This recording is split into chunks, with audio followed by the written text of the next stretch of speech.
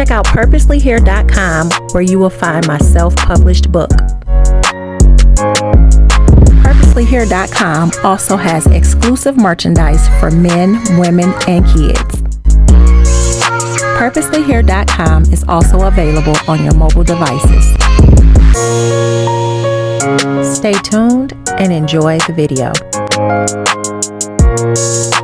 What is up, YouTube? It is me, Demetria Beckham, and I am back with some more content for you all.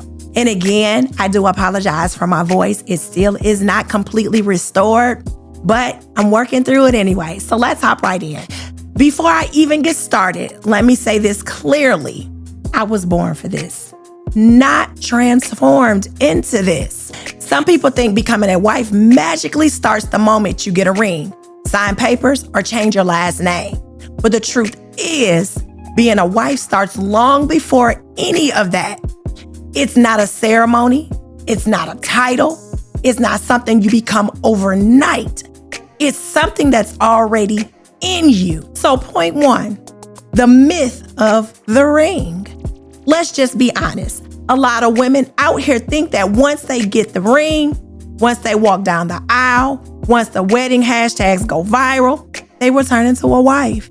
Like the ring is some magical wand that's gonna suddenly give them character, patience, wisdom, discipline, loyalty, or maturity. But hear me, a ring can make you married, but it cannot make you a wife. Paperwork makes it legal. The ceremony makes it public, but your character is what makes it real. Point two, being a wife is internal before it's external. There are women walking around with no ring, no license, no wedding band, who carry themselves more like wives than some women with a whole spouse. Because being a wife is internal posture, not an external symbol. A real wife's spirit shows up in how you think, how you carry yourself, how you speak, the way you handle situations, your discipline, your softness, your strength, your wisdom. That doesn't come from a jeweler. That doesn't come from a court. That doesn't come from a man saying, I do. That comes from who you are at your core. Point three, I was born for this. When I say I was born for this, I'm not saying I'm perfect. I'm not saying I know everything. I'm not saying I had it all figured out. What I am saying is that the qualities needed to be an intentional woman, a wise woman, a committed woman, those were being shaped in me long before I ever thought about marriage. I didn't wake up one day and suddenly know how to love, support, nurture, grow, build, or stand strong through storms. Life shaped that. Experience shaped that. Faith shaped that. My upbringing shaped that. My values shaped that. I didn't become this because of a ring. I didn't switch into this role because of paperwork. I stepped into a title that matched who I already was. Point four, marriage doesn't change identity. It reveals it. People think marriage automatically upgrades you, but really, marriage exposes you. Whatever was already in you shows up louder once you're in that covenant. If you were selfish before marriage, the pressure of marriage will highlight that. If you lack self-control before marriage, those papers won't fix that.